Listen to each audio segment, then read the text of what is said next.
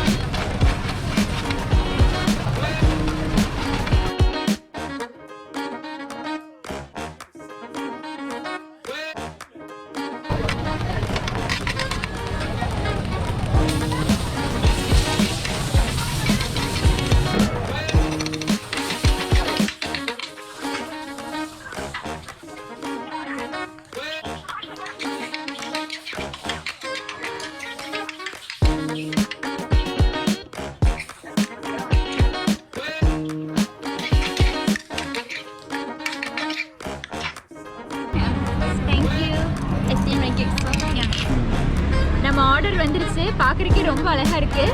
இப்போ உள்ள என்னென்ன இருக்குன்னு பார்க்கலாம். இந்த ஆம்லெட்டோட பேஸ் பார்த்தீங்கன்னா சக்கரவள்ளி கிழங்கு ஸ்வீட் பொட்டேட்டோ இருக்குல்ல, அந்த மாவில் பண்ணியிருக்கிறாங்க.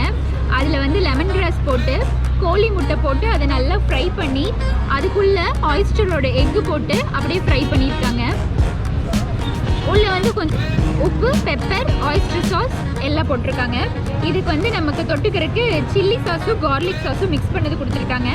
இது வந்து ரொம்ப ஸ்பெஷல். ஏன்னா இது வந்து ஹோம்மேட் சாஸ்ன்னு கடைக்காரர் சொன்னார். இதை வந்து டேஸ்ட் பண்ணி பார்க்கலாம்.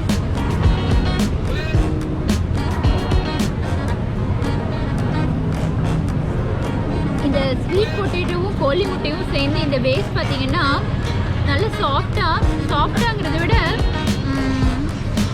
நல்ல ஒரு மாதிரி வலுவலுன்னு ரொம்ப வாய்க்குள்ளே போட்டுனே அப்படியே உள்ளே போகிற மாதிரி இருக்குது. நம்ம ஊரில் பார்த்தீங்கன்னா இந்த ஆட்டோட சுத்து கொழுப்பு சாப்பிடுவோம்ல, அதை போட்டோன்னே அப்படியே சாஃப்டாக வாயிலே கரைஞ்சி அப்படியே உள்ளே போயிடும்ல, அந்த மாதிரி இருக்குது அவுட்டர் லேயர். அடுத்தது ஆயிஸ்டரோட எக்கு சாப்பிட்டு பார்க்கலாம்.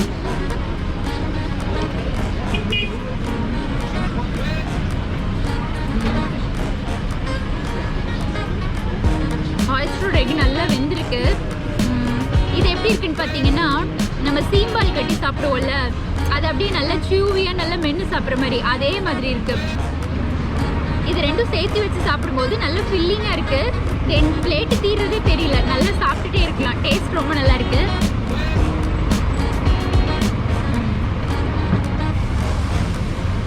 இதில் பார்த்தீங்கன்னா இவங்க வேறு எதுவுமே போடலை.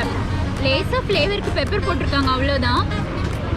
இந்த ஆயிஸ்டரோட ஃப்ளேவரோ முட்டையோட ஃப்ளேவரோ எதுவுமே தூக்கல இல்லை. இந்த ஸ்வீட் பொட்டேட்டோட ஃப்ளேவர் வந்து இந்த ஸ்வீட் பொட்டேட்டோட டேஸ்ட் வந்து இது எல்லாத்தோட ஃப்ளேவரையும் அடக்கிடுச்சுன்னு நினைக்கிறேன். அதனால இந்த முட்டையோட ஸ்மெல்லு எதுவுமே இல்லை, ரொம்ப நல்லாயிருக்கு. இப்போ நம்ம இந்த சாஸோடு வச்சு சாப்பிட்டு பார்க்கலாம். ஹோம்மேட் சாஸ் ரொம்ப ஸ்பெஷல்னு சொல்லியிருக்காங்க.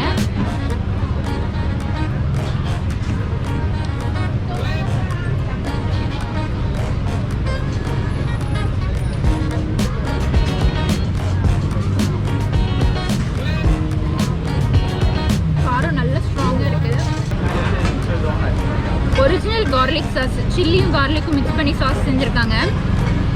இது வந்து பிளெயினாக சாப்பிட்றதுக்கும் ரொம்ப நல்லாயிருக்கு. இந்த சாஸோட வச்சு சாப்பிடும்போது கொஞ்சம் வந்து இந்த கார்லிக் ஃப்ளேவர் ஓவர்டேக் பண்ணுது. பட் ஆனால் இதனோட வச்சு சாப்பிடும்போது காம்பினேஷன் ரொம்ப நல்லாயிருக்கு. ஓவரால் பார்த்தீங்கன்னா இது ஒரு புது ரெசிபி. ஆயிஸ்டர் எக் ஆம்லெட் வந்து நம்ம ஊரில் நம்ம இது வரைக்கும் சாப்பிட்ருக்க மாட்டோம். ஸோ இது வந்து ரொம்ப புதுசாக இருக்குது. நீங்கள் வந்து பினாங் வந்தீங்கன்னா சுழியா ஸ்ட்ரீட்டில் இருக்கிற ஸ்ட்ரீட் மார்க்கெட்டில் இதை கண்டிப்பாக ட்ரை பண்ணி பாருங்கள்.